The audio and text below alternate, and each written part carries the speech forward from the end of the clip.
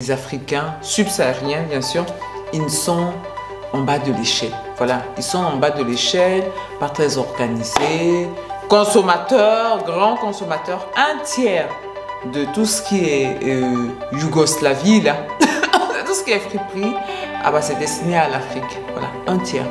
Et les Africains n'ont pas grand-chose dans ce un tiers-là, malheureusement. Donc, aujourd'hui, on va vous montrer comment lancer un business dans la friperie. Mais quand je dis un business, c'est pas vendre des vêtements voilà, au marché, ce genre de truc là. Dans cette vidéo là, c'est pas de ça qu'on va parler. On va parler de monter au niveau supérieur. Hello, je suis Jessica GD, multi-entrepreneur en Afrique. Je suis dans la restauration, dans l'immobilier, dans l'agroalimentaire et dans l'esthétique. Je vis entre l'Afrique et l'Europe et ici vous êtes sur ma chaîne où on parle d'entrepreneuriat, d'immobilier, d'investissement. Si ce sont des thématiques qui vous intéressent, je vais vous demander quelques petites choses. Partagez cette vidéo, likez cette vidéo, commentez cette vidéo et surtout pour ceux qui ne sont pas abonnés, qu'est-ce que vous attendez? Qu'est-ce que vous attendez? En début d'année, là, vous voulez que je commence à danser? Alors abonnez-vous. Abonnez-vous. Que celui qui ne s'est jamais habillé en Yougos, en friperie, en Yougoslavie, me jette la première pierre. Parce que moi, j'adore la friperie. Oui, j'adore la friperie. Ouais, tu vas me dire, ah ben non, Jessica, c'est quoi ça? Moi, je m'habille en Versace. Moi, je m'habille en Louis Vuitton. Moi, je m'habille en Dolce Gabbana. Moi, je m'habille en Gilles Touré. Moi, je m'habille en Yves Saint Laurent. Moi, je m'habille en... Moi, je m'habille.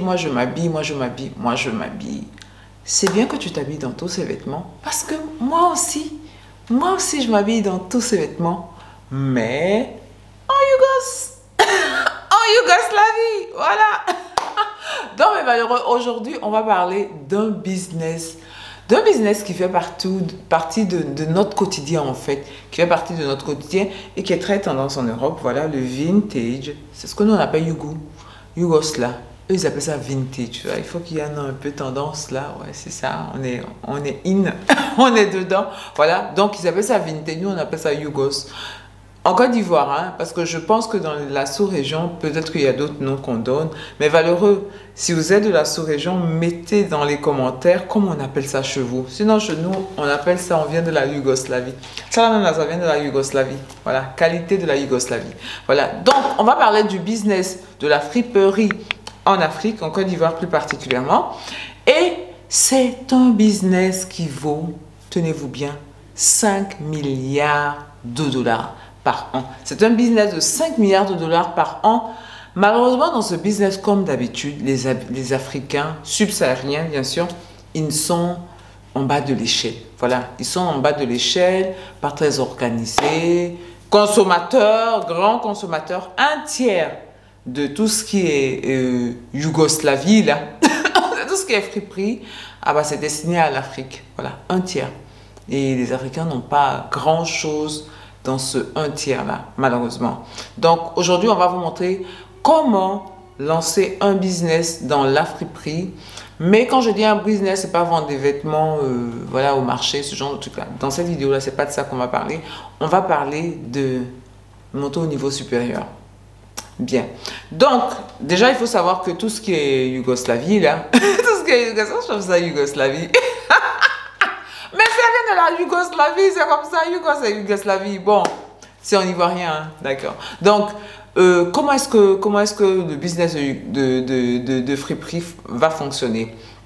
La première étape que vous devez faire, il faut que si vous êtes en Afrique, si vous n'êtes pas de la diaspora, voilà, il faut que vous preniez contact avec quelqu'un qui est dans la diaspora. Et pour tous mes valeureux qui sont de la diaspora, également, ce business-là, il peut vous intéresser.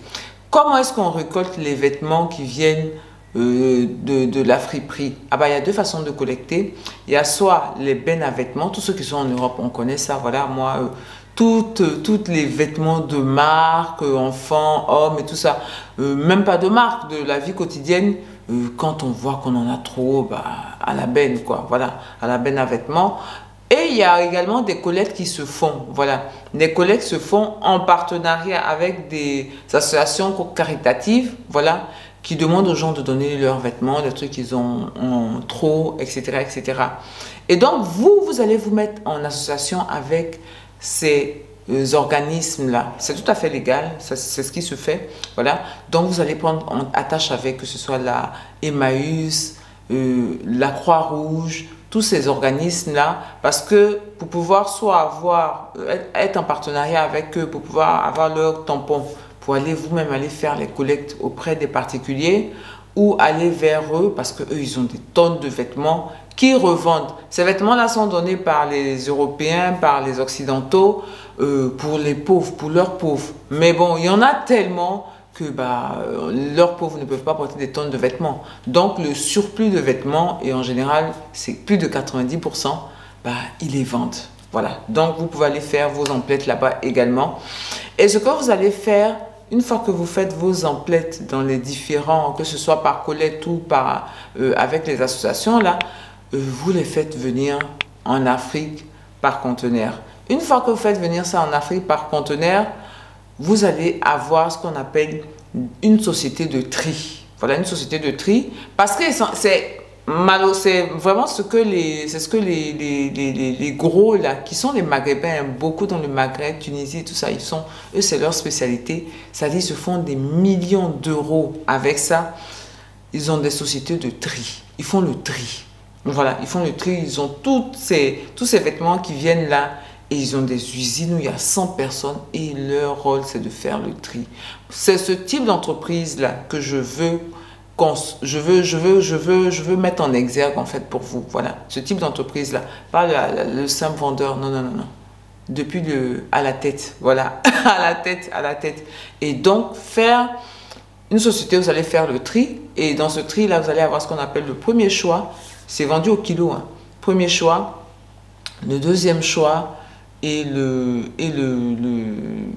troisième choix, quoi. Le troisième choix. J'oubliais de dire également que en ce qui concerne les friperies, il y avait également ce qu'on appelait les fins de série également. Il y a dans la friperie, il y a les fins de série qu'on peut également avoir. Donc vous, ce que vous allez faire, vous allez prendre tous ces vêtements de ces différentes provenances là et monter une société de tri.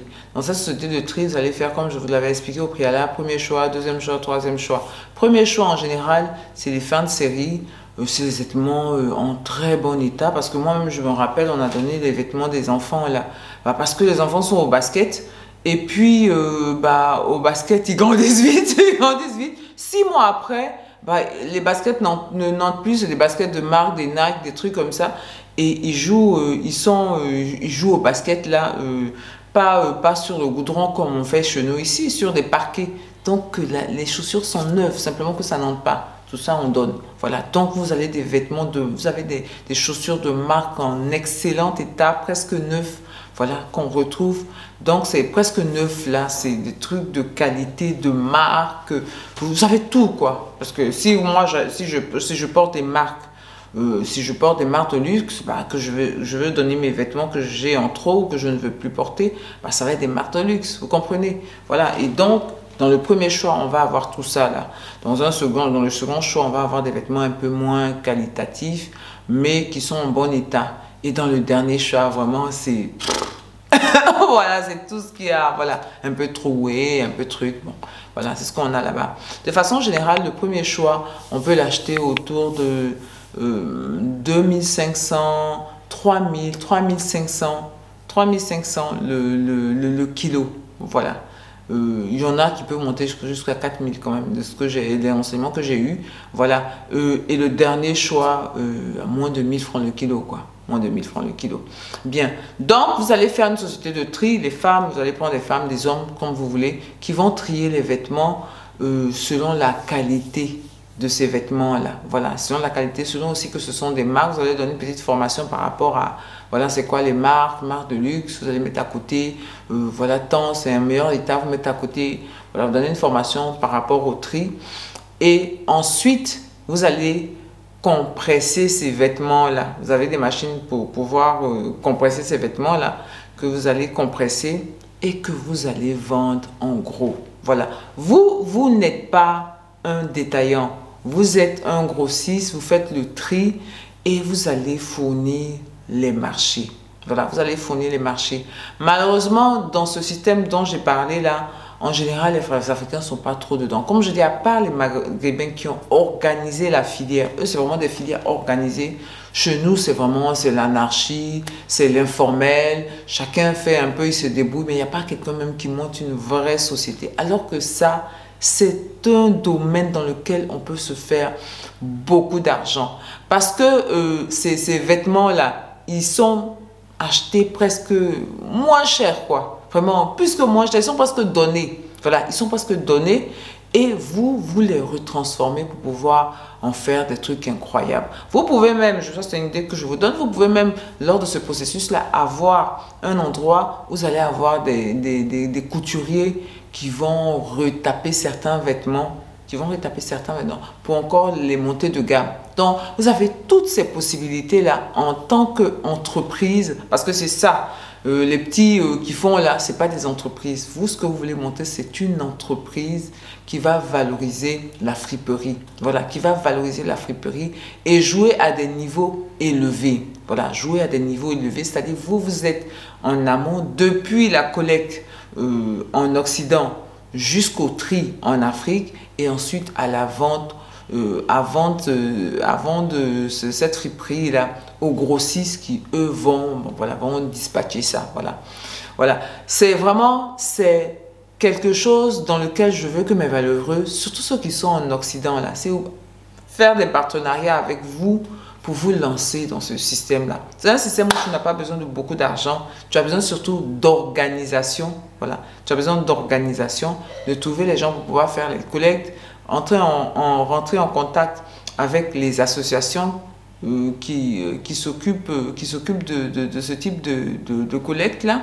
Voilà. Rentrer avec eux pour pouvoir monter ton business. Voilà. Trouver les gens sur place pour pouvoir, faire le tri et puis ensuite vendre ça. Voilà, et ensuite vendre. C'est un business, comme je vous dis, c'est 5 milliards ce business-là. Donc, dans ces 5 milliards-là, je pense que si on a un tiers, si c'est un tiers, ce tiers-là, il doit être dans les pockets des Africains. Voilà, il doit être dans les pockets de ceux qui sont en Afrique, surtout en Afrique subsaharienne. Il ne faudrait pas que ce soit les autres qui nous vendent toujours ce genre de trucs qui sont absolument simples. Pourquoi est-ce qu'on n'est que des consommateurs? Voilà. Pourquoi est-ce qu'on n'est que des consommateurs?